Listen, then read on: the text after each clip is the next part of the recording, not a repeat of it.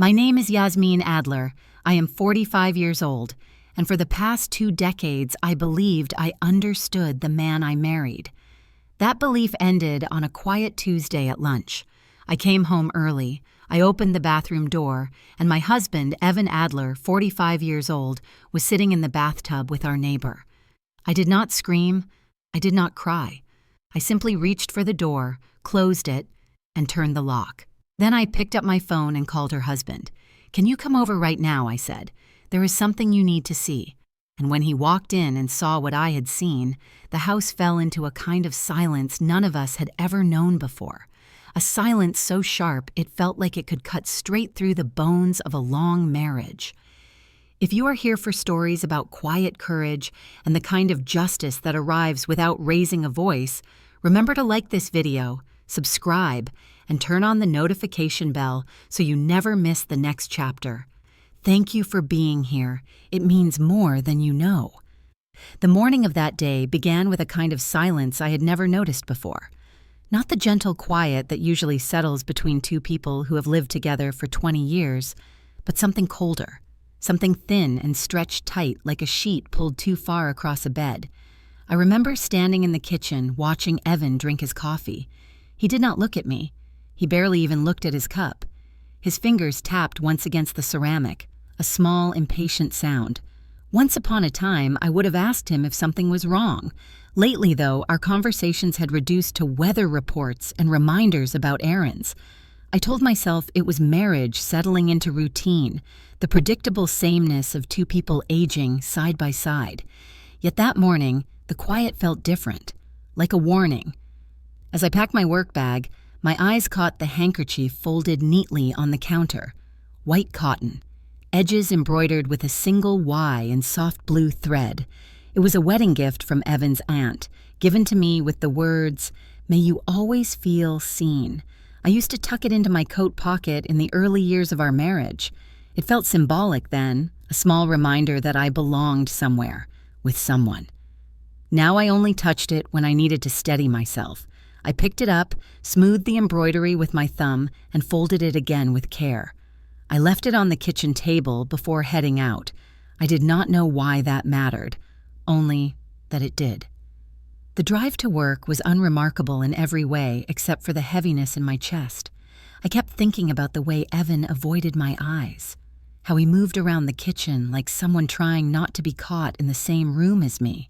For months, the distance had grown, inch by inch, excuse by excuse. Business trips that stretched longer, weekends where he claimed he needed solitude to reset, nights where he turned to the far edge of the bed before I even switched off the lamp.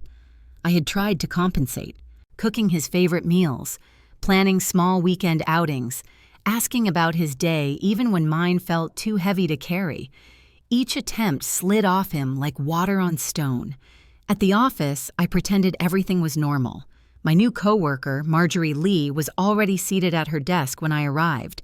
She was 58, silver-haired, sharp in a way that suggested she could see through people without them realizing it. She had only been with the company for 2 weeks, yet she carried herself like someone who had lived many lives and learned not to waste time pretending. She glanced at me as I set my bag down, a long, assessing look. "Rough morning, Yasmin?" I gave the safest answer, "Just tired." She nodded slowly, not convinced. Then she said something that landed deeper than she could have known. "There are silences that mean peace, and there are silences that mean someone is slipping away from you, and you do not notice until the space they left behind becomes too wide to cross." For a moment, I could not breathe. It felt as though she had reached into the quiet corners of my marriage and named something I had been too afraid to articulate. I managed a small smile, something polite, something to end the conversation. But her words pressed against me the rest of the morning like a shadow. At lunch, I got into my car. I intended to drive to the same cafe I always went to. I even pulled out of the parking lot as usual.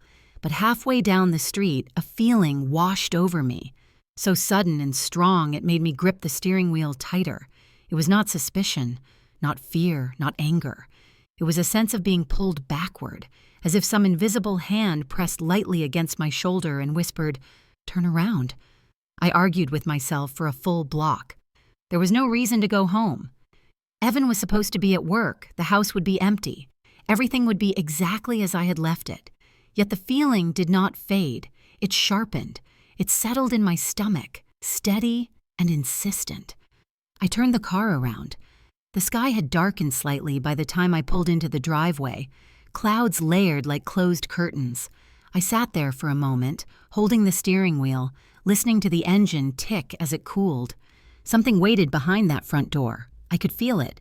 Not a revelation, not a crisis, just truth. And truth has a weight of its own. When I stepped inside the house, the air felt wrong. Not hostile, not dangerous, simply no longer mine. When I crossed the threshold, I knew there was something inside that did not belong to me anymore. The moment I stepped farther into the house, something shifted in the air. It was the same hallway I had walked through thousands of times. Same framed photographs, same worn runner rug beneath my feet. Yet the space felt unfamiliar. It was as if the walls had inhaled quietly and were holding their breath. I moved slowly, not because I was afraid, but because my body understood something my mind had not yet caught up. 2. The house no longer welcomed me. It tolerated me, the way a room does when it knows a secret you are not ready to hear. I walked toward the living room, noticing the faintest trace of perfume in the air. Not mine. Something floral, sweeter, lingering like a fingerprint on glass. My pulse tightened. I set my bag down gently on the couch. The fabric sighed beneath it. That was when I heard it. The soft, rhythmic splash of water, then a ripple of laughter. A woman's laughter. Light, intimate, close enough that I felt it brush against my skin like a cold draft. For a moment I could not move. My breath thinned. My ribs tightened as if a hand had pressed firmly around my chest. The sound did not belong here. It did not belong in my home, in my marriage, in the quiet space I had tried so hard to protect. I closed my eyes, hoping the sound would vanish, that maybe I was hearing something from outside, a neighbor, a television left on. But the water shifted again, a body moving, and the laughter returned, unmistakable. I stepped toward the bathroom hallway. Each footfall felt heavier than the last, and then I saw them on the floor by the baseboard. A pair of shoes, tan leather flats, worn slightly at the back, a tiny scuff on the toe. I knew these shoes. I had admired them once when their owner wore them to our block's summer barbecue. They belonged to Lydia Ward. For a brief second, the world tilted, as though my mind refused to accept what my eyes already knew. Lydia was more than a neighbor. She was someone who once knocked on my door with a jar of homemade apricot jam and said, "Welcome to the street." She was someone who slipped into my kitchen unannounced to borrow cinnamon or olive oil, someone who sat at my dining table during arguments with her husband and whispered, "I just need a place to breathe." She touched my arm once and said, "You're like a sister." I believed her. A warmth spread in my face, not from anger, but from humiliation so sudden it felt physical. I stared at the flats for a long moment, remembering each of those small visits, each borrowed spice, each moment she lingered a little too long in my living room, waiting for Evan to come home so she could say hello. I had never questioned her closeness because I wanted to believe that kindness was still simple, that neighbors could still be friends, that women could trust one another. But standing there, the scattered memories rearranged themselves like puzzle pieces falling into place. I looked down the hallway toward the bathroom. The door was slightly ajar. A faint glow of steam leaked through the crack, mist blurring the edges of the frame. My heartbeat slowed, not racing but thick and deliberate, like footsteps through snow. I could hear my own pulse in my ears. It was the only sound competing with her laughter, a laugh I now recognized with sinking certainty. I lifted my hand. My fingertips brushed the doorknob. It was warm, too warm for a room that should have been empty. My hand lingered there, suspended between the life I had lived and the truth waiting on the other side. In that suspended breath, I saw the whole quiet collapse of the last 20 years. The distant conversations, the turned shoulders, the cool mornings, the unanswered questions, all of it led here, to this doorknob, this heat, this moment. Something inside me steadied. Not strength, not fury, just clarity. The kind of clarity that does not shout, but speaks in a low, undeniable tone.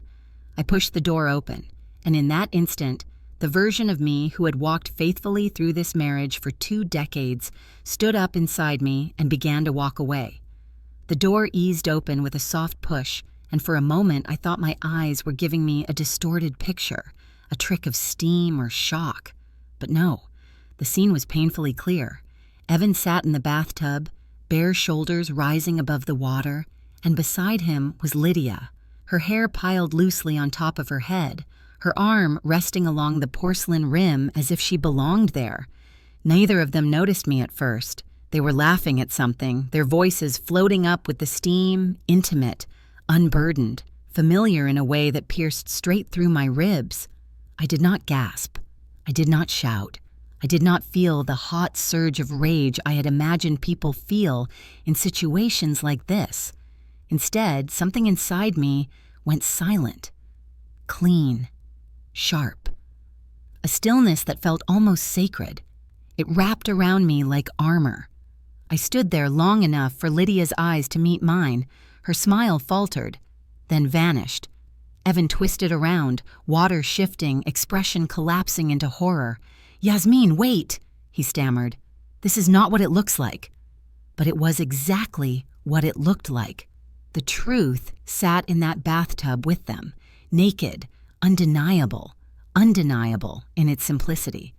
Something in me refused to grant them the dignity of a reaction, so I stepped back, gently, almost gracefully, and closed the door. The latch met the frame with a soft finality, a sound that echoed much louder inside my chest than it did in the hallway. My hand drifted to the lock. It clicked into place, a crisp metallic snap that thundered through the house. It was astonishing how such a small sound could divide a life into before and after. The steam on the hallway air cooled, as though even the house exhaled. Then Evan's voice came from behind the door, frantic, shaky, bruised by panic. "Yasmin, open the door, please. It is not what you think. This is a misunderstanding." He rattled the knob, the metal clinking uselessly in his hand. Lydia said something I could not make out, her voice tight, urgent. I did not answer him. My silence felt larger than my body, like the hallway itself had chosen to speak for me.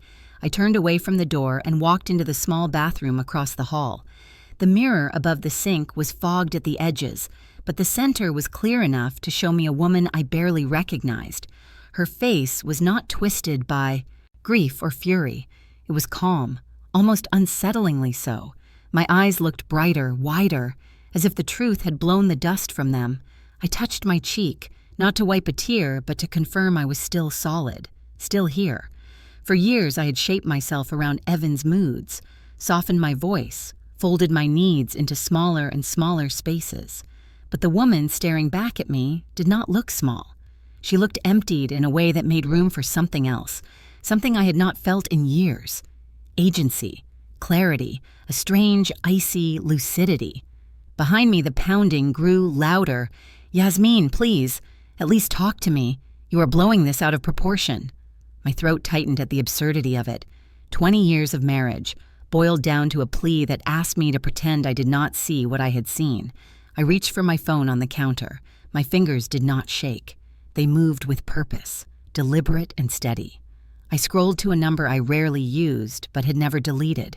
Thomas Ward, Lydia's husband, a quiet man, polite, shy in a way that made people underestimate him. I remembered the way he looked at Lydia at neighborhood gatherings, hopeful, attentive, loyal in a soft-edged way that made my heart ache now.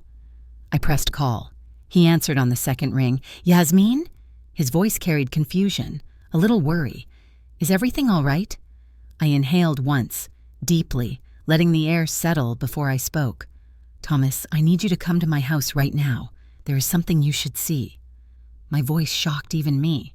Steady, almost gentle, not a tremor in it. He asked no questions. "I will be there in 5 minutes." I hung up and placed the phone on the counter. Evan was still begging through the door, Lydia's voice rising behind him, but nothing they said reached me. I stood in that small bathroom, hands braced on the sink, feeling the weight of a 20-year marriage shift in my palms.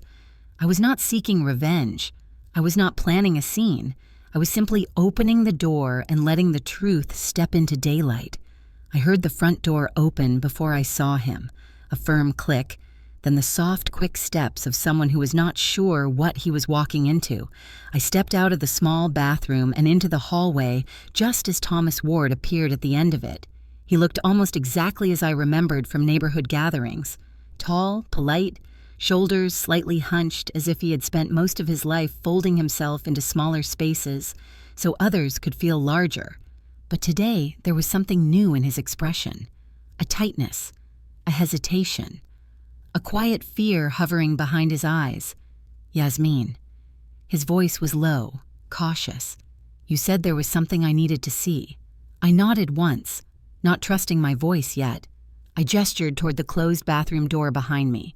Even from where he stood, he could hear the muffled sounds of arguing, Evan's sharp whispers, Lydia's rising panic. Thomas's face shifted. Confusion first, then realization. And finally, that hollow stillness that settles over a person when the truth has arrived without mercy. He walked forward slowly, as if approaching the edge of a cliff. When he reached the door, he stopped beside me. He did not touch the knob. He did not raise his voice. He simply stood there, breathing in small, uneven breaths. I watched his throat tighten, the muscles in his jaw clench, his fingers pressed lightly into his palm. He whispered one word. Lydia. The sound of her name in his voice was more painful than any shout could have been. Inside the bathroom, the voices quieted. Then Evan called out again, still frantic. Yasmin, please, let me explain. You are blowing this way out of proportion. The irony of his tone hit me like a cold wave. Even in betrayal, he still believed he controlled the narrative, that he could reshape what I saw into something palatable, something forgivable. Thomas exhaled slowly. I could see him fighting to stay upright. There was no explosion in him, no rage pushing to the surface. His silence mirrored my own, a silence born not from weakness, but from the sheer magnitude of the wound. It was the quiet that comes when a person can no longer pretend. I remembered the last real conversation he and I had, perhaps 6 months ago when Lydia had come to my house in tears after an argument. Thomas had arrived later to pick her up, embarrassed, apologetic. He told me she had been distant lately, slipping away from home, avoiding their children's bedtime routine, offering excuses that never sounded quite right. He laughed softly then, trying to hide worry. She must just be stressed, he said. Everyone goes through phases. At that moment, I realized he had been standing on the edge of this truth long before today. He simply had not seen the pieces assemble yet. And now, without warning, the entire picture had fallen into his hands. He finally looked at me. His eyes were red but dry. He asked no questions. He did not demand to know what I had seen. He already knew. I felt something in my chest loosen. Not comfort exactly, but recognition. We were two people standing at the exact same rupture point in our lives. I reached for the lock and released it slowly. The sound echoed in the hallway like a dropped pin in an empty cathedral. The door swung open by a fraction before I pushed it aside and stepped back. Thomas did not move forward right away. He braced one hand on the doorframe, as if steadying himself against a blow. When he finally entered the bathroom, I followed just far enough to stand in the doorway. Evan was half out of the tub, water dripping onto the floor, eyes wide with desperation. Lydia sat frozen, her hands covering her mouth. Neither of them looked powerful. Neither looked victorious. They looked small, cornered, afraid of the light that had suddenly caught them. Thomas did not yell. He did not curse. He simply stared at his wife. The silence between them stretched until it felt like a physical thing in the air. Lydia lowered her hands, her face crumpling. Thomas blinked once, sharply, as if he were trying to anchor himself in his body. "You left the kids alone again this morning," he said quietly. "They asked for you." Lydia's breath hitched. That simple sentence carried more weight than any accusation. It held years of disappointment, confusion, and today the final proof. Evan began speaking again, words tripping over themselves, excuses forming and collapsing. I stepped back, letting the scene belong to the two of them. It was not my place to intervene. The truth had already done its work. Thomas eventually turned away, his face pale but composed. He walked toward me and paused at the threshold. For a moment, we simply stood there, two people stitched together by the same betrayal. We did not speak. We did not have to. We were mirrors of one another, each holding the shattered pieces of trust. We said nothing, but we both understood. Two broken hearts were standing side by side. Thomas left a few minutes later, moving down the hallway like a man walking through the aftermath of a storm he never saw coming. I watched him go, watched the way his shoulders slumped once he reached the front door, watched the life he knew loosen its grip on him. When the door closed behind him, the house settled into a different silence. Not the sharp, cutting silence from earlier. This was heavier, slower, like ash drifting after a fire that had finally burned itself out. Behind me, Evan was still talking. Not to me, not really. He was pleading into the air, stumbling over half-formed sentences, trying to rebuild a bridge that had already collapsed. I did not turn back toward the bathroom. My body felt drawn to the living room, as though something was waiting for me there. Not a person, a truth. And then I saw it. Evan's phone was lying on the arm of the couch. A faint vibration pulsed through it, lighting up the screen with a preview of a message. Lydia's name flashed across it. For a moment, I stood still. I am not the kind of woman who checks her husband's phone. I always thought that once trust is gone, the relationship has already fallen apart. But today was not about suspicion. The truth had already revealed itself in the bathroom. This was about understanding the full shape of the betrayal, the depth of it, the roots. I picked up the phone. My thumb hovered over the screen, and for a second I expected guilt to rise. It did not. Instead, a strange calmness settled over me. The calmness of someone who has already survived the worst moment and now walks through the remaining debris without fear of cuts. The phone unlocked easily. Evan never set a password. I opened the messaging app. Lydia's thread sat at the top. 6 months of messages. The first thing that hit me was the tone. Not romantic, not tender, cruel, mocking. My name appeared again and again, always in quotation marks, as if I were some inconvenient metaphor instead of a human being. Lydia had sent a picture of a wrinkled dress she claimed reminded her of me. Evan responded with a laughing emoji and the words, "She is such a relic. She still folds the towels the old way." The word relic caught in my throat. I felt something inside me constrict, not break, but tighten, like a rope pulled too fast. I scrolled. More messages appeared. Plans, jokes at my expense, complaints about my routines, the meals I cooked, the softness of my voice when I asked him about his day. Lydia wrote, "You deserve excitement, not someone who treats life like a museum." Evan replied, "Maybe in a few months things will shift." I think she suspects nothing. My hand tightened around the phone, but I kept reading. I needed to know how deep this went. Then I reached the part that changed the rhythm of my breathing entirely. They were discussing money. Evan had written, "I will start moving the accounts before I file. She will not notice. She never looks at statements." Lydia responded smart. "Once we are clear, we can start fresh somewhere sunny. Away from all this. Somewhere sunny." I scrolled further. There it was, the twist that cut through me cleanly. Evan had pulled up job listings in another state. He had sent them to Lydia with messages like, "New beginning for us," and "Imagine waking up together every day." He had already drafted an email requesting a transfer. He just had not sent it yet. For a moment the world went quiet, completely quiet, as if sound itself had stepped away to give me room. The air thinned. My chest tightened. It felt like someone had reached into my body and gently but firmly removed all the air I depended on. They had not just taken my trust. They had not just broken a marriage. They had planned a future without me. My hands began to tremble then. Not earlier when I had discovered them together. Not when Evan begged through the door, but now. Because this was the part of betrayal no one warns you about. It is not the affair itself. It is learning that someone built an entire blueprint of tomorrow and erased you from it with the same ease one deletes an unwanted file. I placed the phone back on the couch. I stood very still, letting the reality settle into my bones. The house around me seemed to shift again, not unfamiliar this time, but honest. It finally showed me what I had refused to see.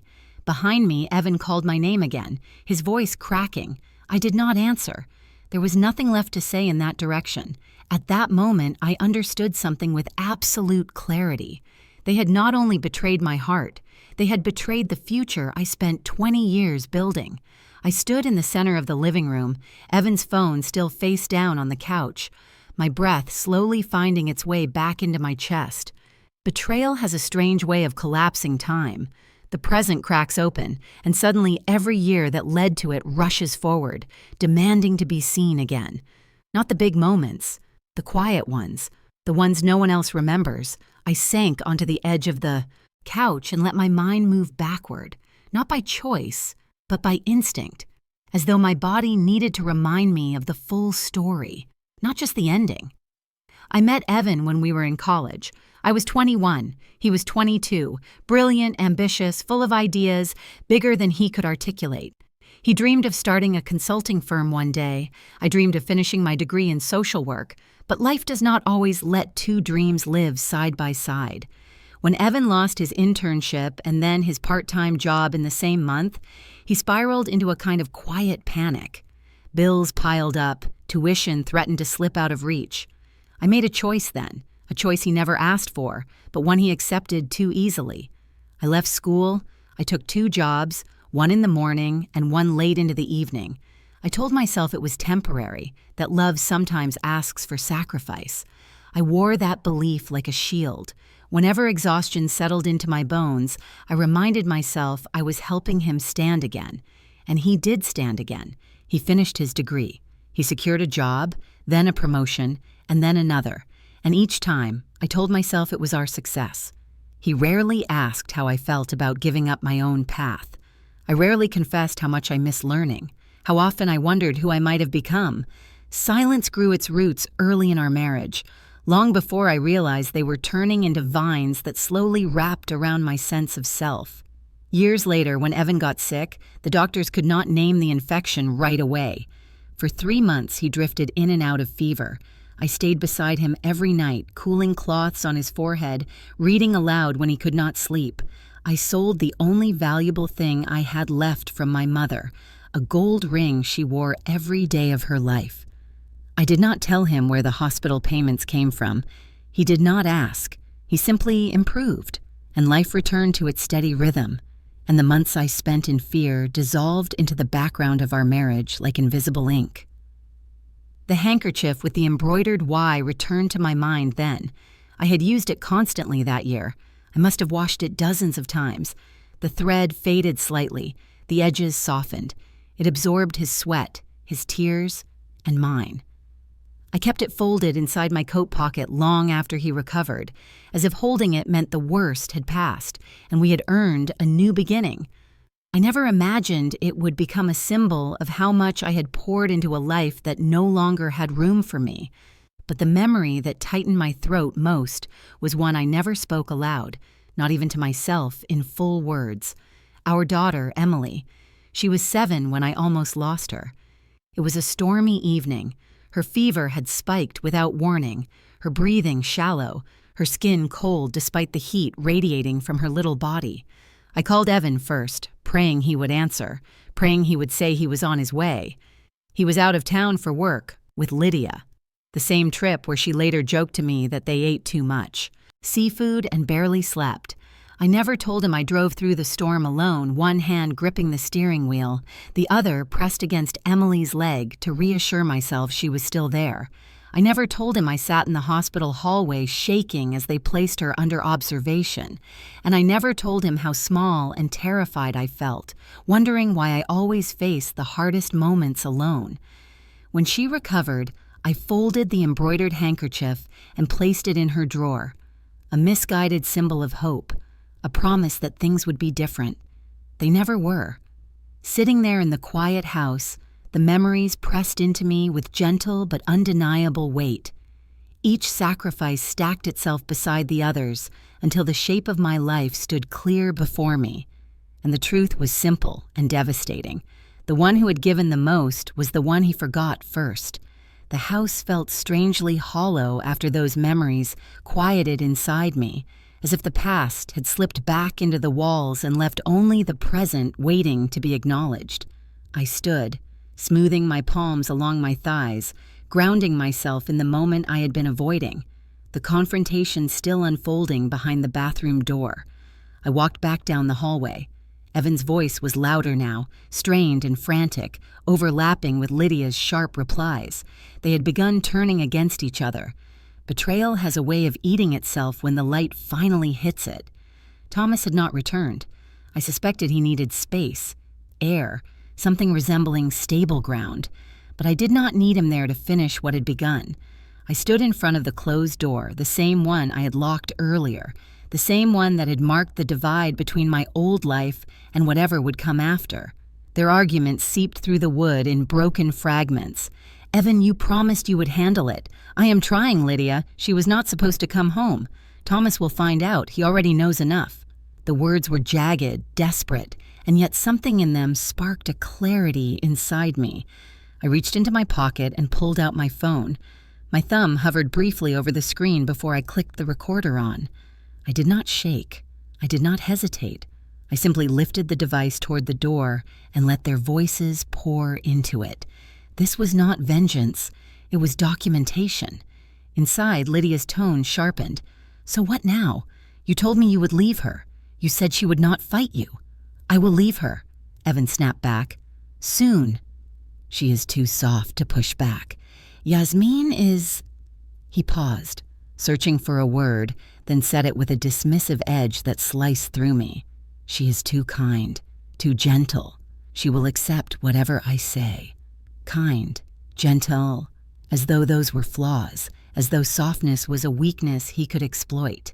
The dismissal did not wound me the way it once might have. Instead, it clarified something essential. They did not understand me at all. Lydia let out a dry laugh. "Thomas would fall apart if I left him. He is easy to steer. Honestly, I thought this would be simpler for both of us. It will be," Evan insisted, "once everything is arranged, once we move, once the accounts are separated. She does not look at anything. She lives in her own world." I felt my jaw tighten, but my hand remained steady. Every sentence felt like another thread snapping free inside me. Their carelessness was astonishing. Even now, even after being caught, they believed the world would bend for them. The recording captured it all. I stepped a little closer to the door, letting the words settle, letting them expose themselves without realizing it. There was a bitterness growing between them now. The shine of their secret alliance was already rusting. "You should have checked if she was home," Lydia hissed. "Now everything is ruined." "Nothing is ruined," Evan insisted, but his voice cracked. "I will talk her down. She always folds. Yasmin is predictable." Predictable. A shadow of the same word he had used before. A relic. A habit. A background character in the story of his own life. A small laugh escaped me then. It was not loud enough for them to hear, but it surprised even me. It was not humor. It was recognition. A realization that I had been holding the wrong belief about myself for far too long. I was no one's relic. I lowered the phone and tapped the screen, stopping the recording. A soft beep marked the end. The file saved itself automatically, the timestamp glowing against the screen. Evidence, not just of the affair, but of intent, deception, financial manipulation, character. I placed the phone lightly against my chest for a moment, letting the quiet return to me. It feels different now, not empty, not hollow, purposeful. Inside the bathroom, the argument continued to unravel. Lydia accused him of cowardice. Evan accused her of pushing too fast. They blamed each other for the exposure, not once acknowledging the damage they had caused outside that room. A strange calm washed over me. I stepped back, my hand brushing against the embroidered handkerchief in my pocket. The gentle Y stitched into the corner. It felt cool to the touch, grounding me once more in the truth I already knew. I did not need to confront them with raised voices or shattered plates. The recording in my hand was louder than anything I could ever shout. I pressed save one more time, watching the file duplicate securely. For the first time in years, silence did not suffocate me. It empowered me. For the first time, my silence became my strength. I stood there for a long moment after saving the recording, letting the weight of it settle in my palms before slipping the phone back into my pocket. The hallway was still dim, lit only by a narrow strip of afternoon light spilling in from the living room. The air felt heavier now, not with dread, but with certainty. Every step I took from this point forward would be deliberate, chosen, mine. The argument behind the door had softened into a tense whispering, the exhausted kind that comes when two people finally realize they are cornered. I could hear Evan trying to reason, trying to reshape the narrative into something survivable. Lydia's voice trembled with frustration. Both were trapped in the truth they had built together. I reached for the lock. My fingers rested against the cool metal for a second, as if testing the temperature of the moment. This was the pivot, not loud, not dramatic, quiet, intentional. I pressed the latch. It released with the softest sound, barely audible, yet it felt like a hinge turning inside me. I opened the door. Steam drifted out first, curling past my shoulders as though escaping the room before they could. Evan and Lydia froze when they saw me. Their bodies stiffened instinctively, and I watched them pull towels tighter around themselves with shaking hands. Their eyes darted between me and each other, searching for a version of me that no longer existed. Evan spoke first. "Yasmin, let us explain." His voice cracked on my name. I noticed the tremor in his jaw, the shifting of his shoulders, as if he were trying to rebuild authority from scraps. Lydia stood just behind him, half hidden, her face pale, her wet hair clinging to her temples. There was none of the confidence I had heard in her voice minutes earlier. She looked like a child caught stealing something she did not even want. I did not respond. I did not step back. I simply stood there, steady, calm, anchored in something deeper than anger. They looked at me not as a wife or a neighbor, but as someone they no longer understood, someone they had underestimated into invisibility. I was no longer the quiet woman they believed would fold. I could feel it in their stares. And in that quiet, something inside me softened unexpectedly, not toward them, toward myself. I had spent years shrinking, muting the pieces of me that needed room to breathe. But standing there in that doorway, I felt the outline of who I once was returning. Footsteps sounded behind me, slow, heavy, familiar. Thomas had come back. He stopped at my side without saying a word. His presence was steady, grounded, a contrast to the frantic air still hanging around Evan and Lydia. He looked into the bathroom with an expression I could not fully name. Not rage, not a shock, a weary kind of heartbreak. Evan swallowed hard when he saw him. Lydia clutched her towel tighter. Thomas's voice, when he finally spoke, was low and even.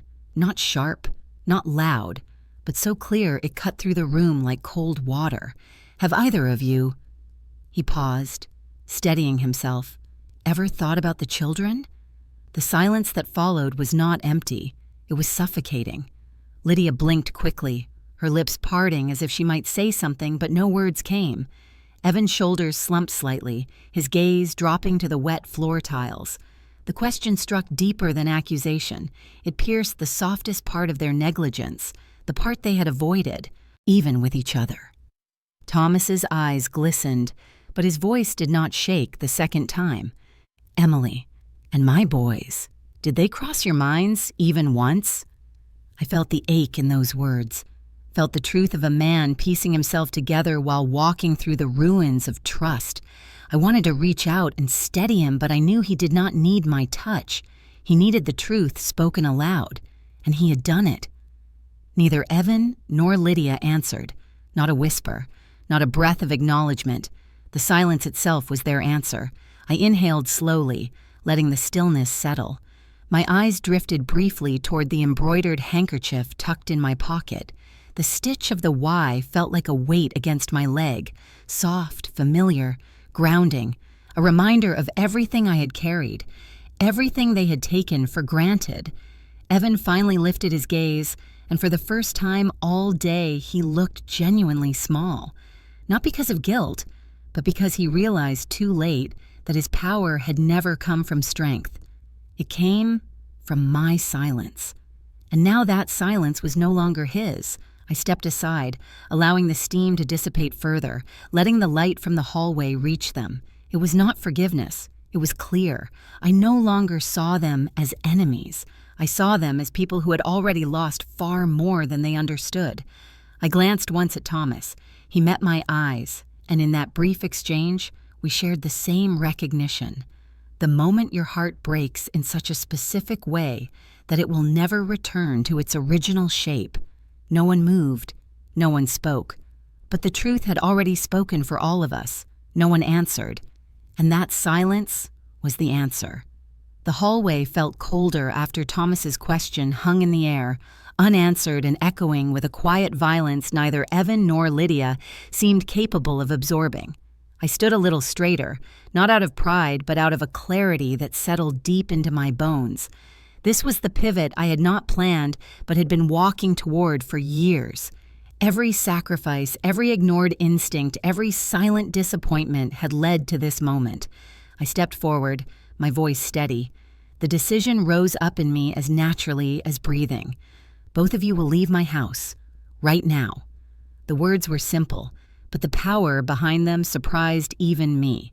Evan's eyes widened first, then his posture sagged in disbelief, as if I had spoken in a language he never expected to hear from my mouth. Lydia clutched her towel, her face blanching. She looked to Evan for rescue, but he had none to offer.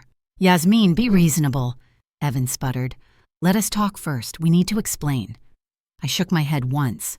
I do not need an explanation. I already know the truth. He opened his mouth again, but the tone I used next stopped him. "Leave, both of you." Behind me, Thomas exhaled quietly, not relief, not satisfied, just agreement. He stepped closer to Lydia, but did not touch her. His voice, when he spoke, was calm but firm in a way I had never heard before. "Lydia, get dressed and meet me at home. We will talk there. About the kids. About everything."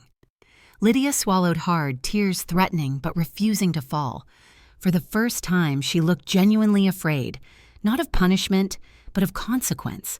She turned slightly toward Evan as if hoping for support, but the betrayal between them had already begun devouring whatever illusion of partnership they once believed they shared. Evan attempted to reassert control. "Yasmin, please. You are misunderstanding what you saw. You always jump to the worst conclusions." I stared at him, feeling something settle inside me. Not anger, not sadness, recognition. This man had counted on my softness for so long that he truly believed it was permanent. "You forgot," I said quietly, my voice slow and deliberate, "but I remember everything." His face went pale. Thematic echo. The sentence he once used so casually years ago, when he dismissed my concerns, my pain, my voice, returned to him now like a verdict. I remember every year I held this house together. Every night, I waited for you to come home. Every time you told me I was imagining things. Every moment I made myself small so you could feel big. He opened his mouth, but nothing came out. His breath stuttered at the edges. Thomas stepped forward, his gaze shifting between us. He was not here to take sides. He was here to witness the truth. Neither of them had the courage to name. He spoke again, low and steady. "It is time to go." Lydia nodded weakly, disappearing back into the bathroom. The door closed behind her, leaving Evan facing me, alone. He tried a different tone then, pleading, almost tender. "Yasmin, we can fix this. We have years together. Do not throw it away out of anger." I felt the irony, like a cold wind. Throw it away? As if he had not spent 6 months dismantling our marriage piece by piece. I turned slightly, enough to signal an ending to the conversation without giving him the dignity of being dismissed with theatrics. "You need to gather your things. Today." He took one step toward me. "Yasmin, do not come closer." The command was quiet, but it stopped him instantly. His shoulders sank, his hands falling uselessly at his sides. In that moment, the man who believed he understood every corner of me finally realized he understood nothing at all. I reached into my pocket and felt the embroidered handkerchief with the faded Y. It grounded me, reminded me of the woman I had been, the woman I was becoming, the woman I chose to be right now. Evan glanced at my hand, then at my eyes, as if searching for any remnant of the version of me he could sway, but she was gone. I walked past him, down the hallway, toward the kitchen where my phone charger sat. As I plugged my phone in, a thought rose. Not vengeful, not emotional, simply necessary. I would need legal guidance. And yes, it would be controversial. People would say I moved too fast, that I should have waited, that perhaps a conversation could have saved something. But I knew better. Sometimes the only way to protect what remains of your life is to act before someone else rewrites it. I picked up my phone, scrolled to the contact Marjorie had recommended weeks ago during an unrelated conversation, and pressed call. When the receptionist answered, I said the words calmly. I need to schedule a consultation regarding marital misconduct and financial concerns. Behind me, I heard footsteps, the shuffle of Evan re-entering the hallway, unsure, shaken. He looked at me as though he were seeing a stranger.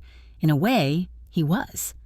Evan looked at me like he was facing a woman he had never truly met before. The house was quiet after Evan left, quieter than it had been in years. Not the uneasy quiet that had crept into our marriage long before the truth surfaced, but a clean, open silence. A silence that allowed me to breathe without waiting for someone else's mood to decide the shape of my day. I sat at the kitchen table with a cup of lukewarm tea, letting the warmth settle into my palms. My body felt both heavy and light, as if grief and relief were sharing the same chair. I knew the next steps would not be easy, but I also knew they were necessary. The following morning, I walked into the office and found Marjorie already at her desk. She looked up the moment she saw me. There was no polite curiosity in her expression, only a sharp, intuitive knowing. "Rough night?" she asked gently. I nodded. It was not a night, it was an ending. She stood and motioned for me to follow her to a quiet conference room. When the door closed, she waited, giving me space to find my words. I told her everything, not dramatically, not tearfully, just truthfully. When I finished, she let out a slow breath. "Yasmin," she said, "you need someone good, someone who will not let him twist this." She wrote down a name and slid the paper toward me, a seasoned attorney known for dealing with financial misconduct and marital deception. "A woman," Marjorie added. Compassionate, sharp, and relentless. I felt something steadier take root inside me. Gratitude, maybe. Or the relief of being seen by someone who recognized not just my pain, but my strength. That afternoon, I met with the attorney. Her name was Helen Carter. She listened without interruption, her pen gliding across a yellow legal pad. When I finished describing what I had discovered, the affair, the financial plans, the pending job transfer, she tapped her pen against the table and said, "You did the right thing by calling me." I pulled out my phone. First, I showed her the text messages, months of cruelty and conspiracy, then the audio recording.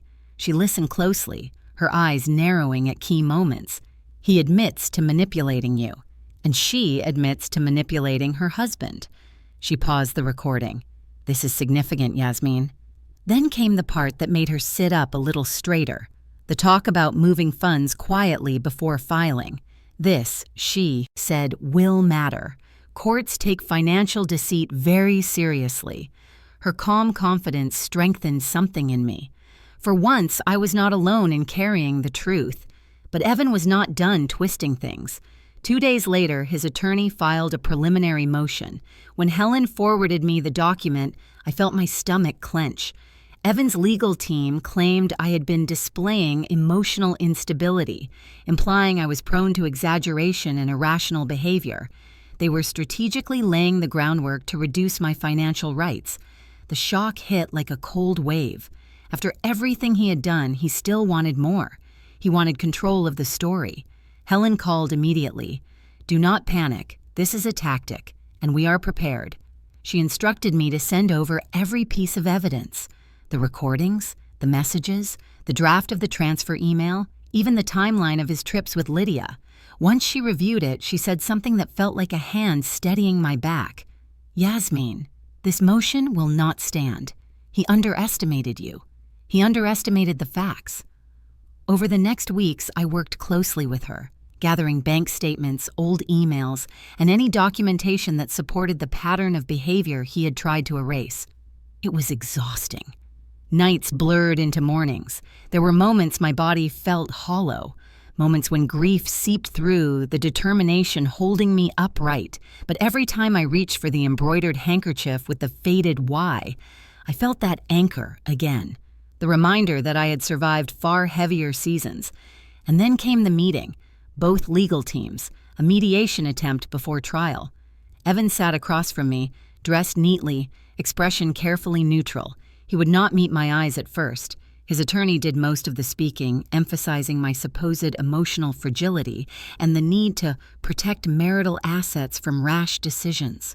Helen asked calmly, "Protect from whom?" Then she played the recording.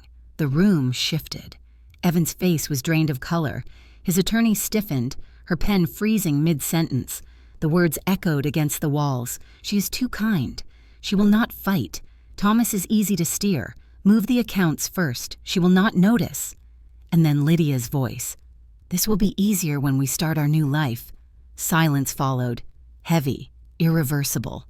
The motion about my emotional instability dissolved instantly. Evan's attorney cleared her throat, shuffled her papers, and suggested a recess. When they returned, their tone had changed completely. "We would like to discuss settlement." Walking out of that room, the weight in my chest loosened just enough for air to return. I had not won, not yet. Legal battles are never truly victories, but I had reclaimed something Evan counted on me never finding. I did not defeat him. I simply reclaimed the part of my life that had always been mine. The settlement process took weeks, and by the time it was over, I felt as though I had walked through a long corridor with no windows and finally reached a door that opened to daylight. The marriage was not officially over yet, but the emotional ending had already happened. What remained now was practical, finding a place of my own. I toured a few apartments before settling on a small rental at the edge of town. It was nothing glamorous: 2 bedrooms, creaky floors, a narrow balcony overlooking a cluster of maple trees. But something about it felt right. It felt unburdened, like a space untouched by memories that no longer belonged to me. The day I moved in, I carried only the essentials: clothes, a few books, the kitchen items I loved, boxes of loose photographs. The rest would come later if I wanted it. I walked from room to room, the emptiness echoing my footsteps. Instead of feeling lonely, I felt strangely soothed. A blank canvas is not a void, it is a beginning. As the sun dipped low, I opened the final cardboard box, the one that had followed me through every move since I was 20. Inside were small things from earlier years: letters from my mother, Emily's first lost tooth in a tiny envelope, a chipped candle holder from our first apartment.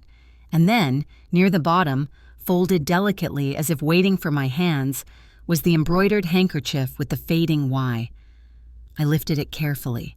For a second, instinct told me to cry, to grieve everything it symbolized, everything it carried. But the tears did not come.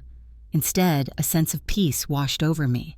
This handkerchief had once wiped Evan's fevered forehead, dried my own tears in hospital hallways, sat tucked in pockets during the hardest seasons of my life.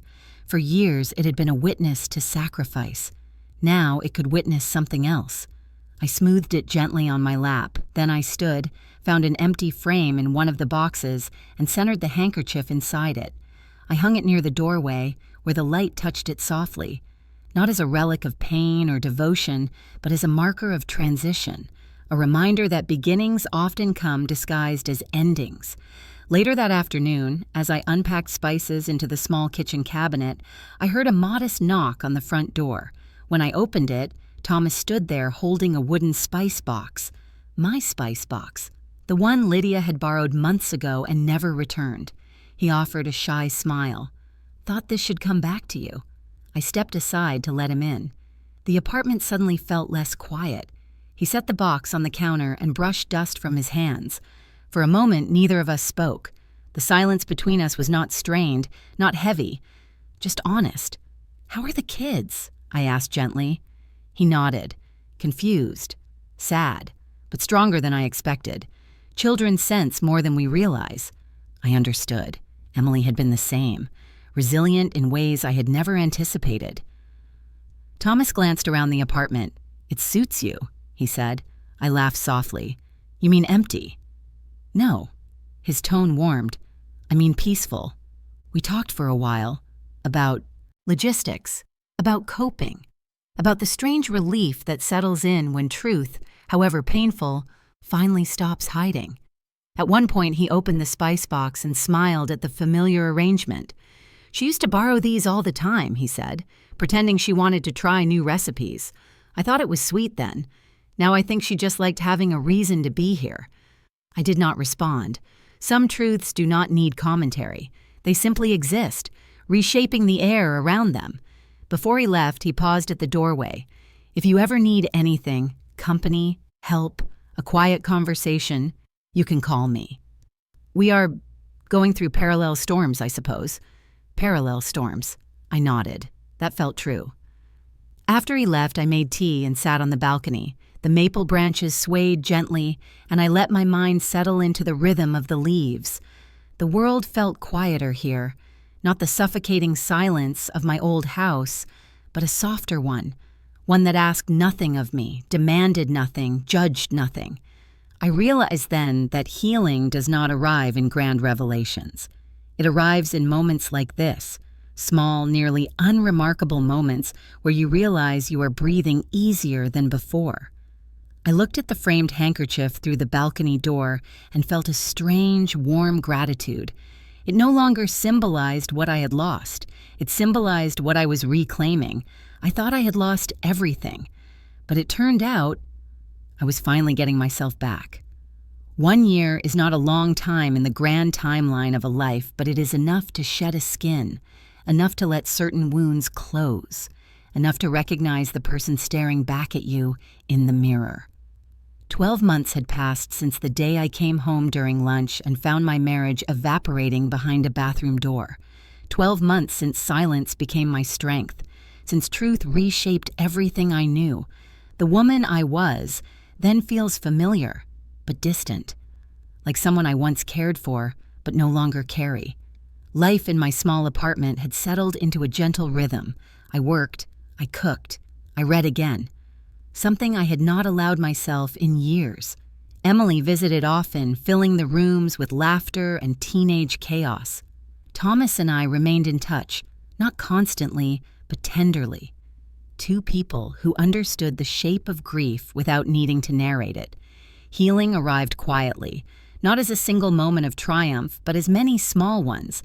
Like waking up one morning and realizing my first thought was not about the past, or noticing that my shoulders no longer tensed at unexpected phone calls, or finding myself humming while washing dishes. These unremarkable threads slowly wove themselves into a new beginning. It was on an ordinary Thursday afternoon that I saw Evan again. I had stopped at the grocery store after work, wandering the produce aisle with a list in hand and no sense of urgency. When I turned toward the dairy section, I almost missed him. He stood near the rows of yogurt, shoulders slightly hunched, hair more gray than I remembered. He looked smaller somehow, not physically, but in presence, as if the certainty he used to carry had thinned with time. He recognized me first. "Yasmin." My name left his lips gently, not as a plea this time, but as an apology wrapped in a single breath. I froze only for a second. Then I relaxed. My heartbeat did not spike. My hands did not tremble.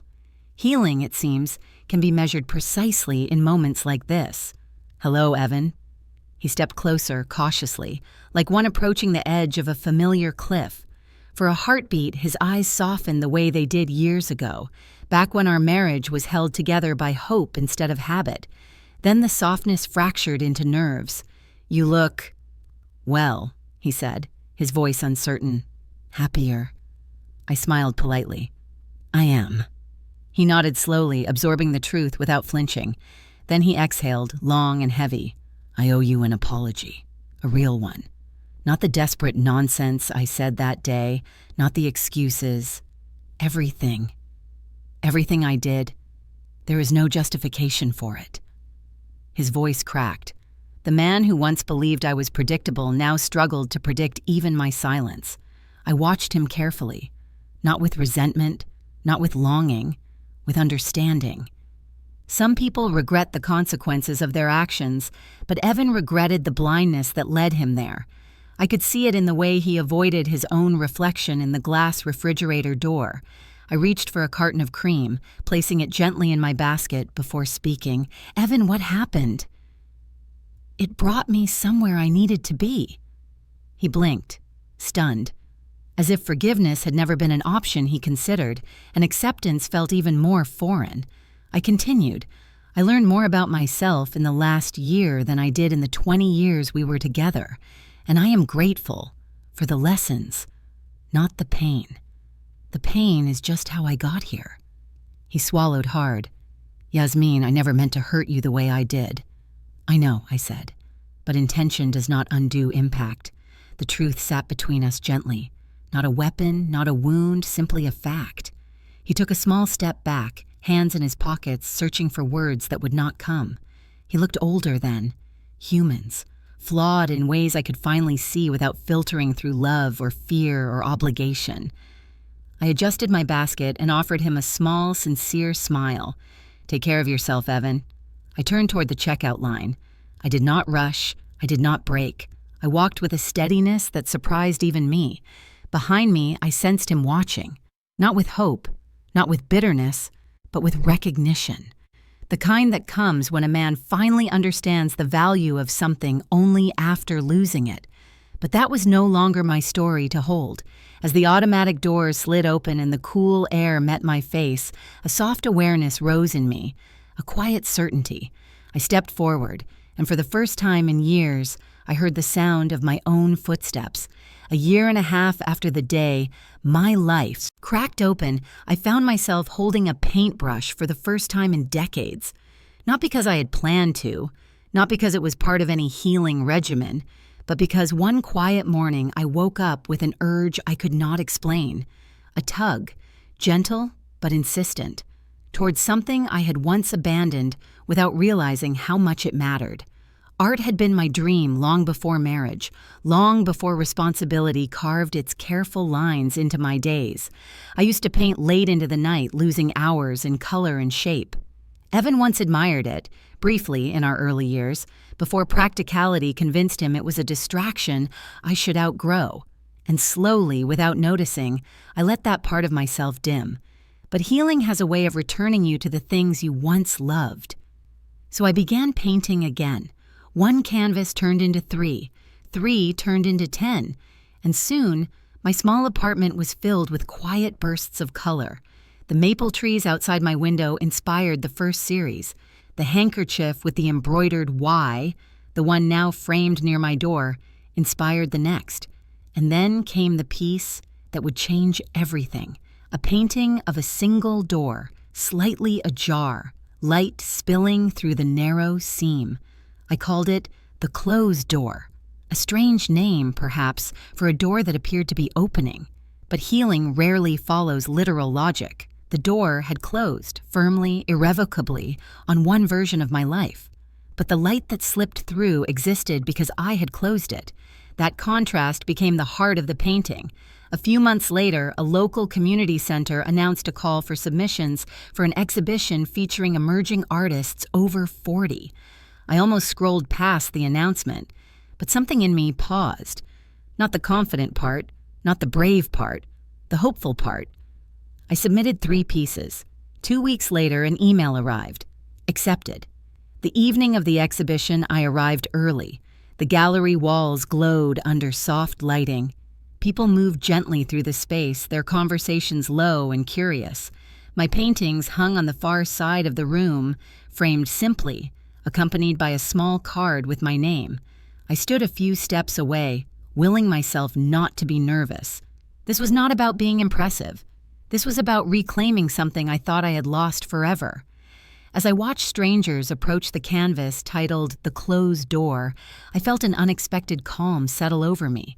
They leaned in, studying the brush strokes, the contrast between shadow and light. One woman touched her chest lightly, as if the image stirred something old inside her. A young man approached me. "Are you an artist?" I nodded. He looked at the painting again, then said softly, "I felt this." It took me a moment to respond. "What part?" "The part where the light is not there because the door is open," he said.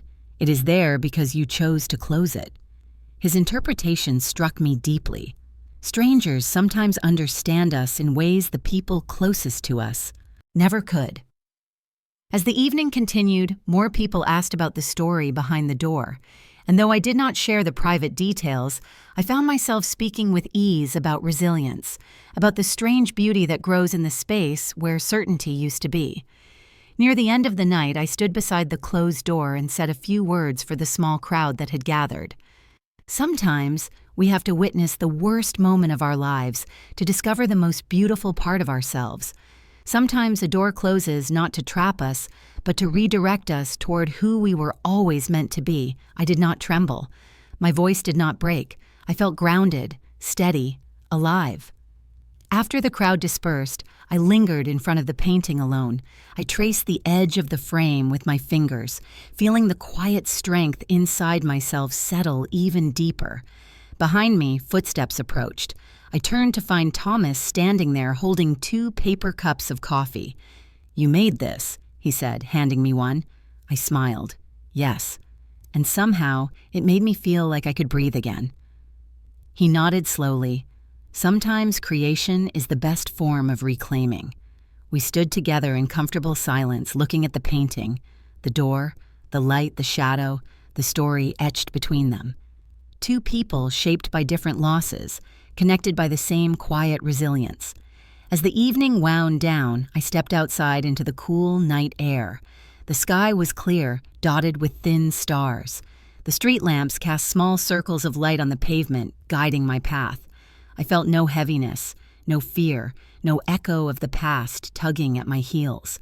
Instead, there was ease and hope. Before heading home, I recorded a short message for the viewers who had followed my journey, my faceless audience who found comfort in quiet stories like mine. "If you have ever stood before a door that needed to be closed," I said softly, "what did you do? Did you walk through? Did you turn away? Did you wait too long? Share your story with me. Someone out there might need to hear it." I ended the recording, slipped my phone into my bag, and took a long breath of the night. Then, with a steadiness that felt like truth, I whispered the words I had carried in my chest for months. The day I locked that door was not the day my marriage ended. It was the day I began to live.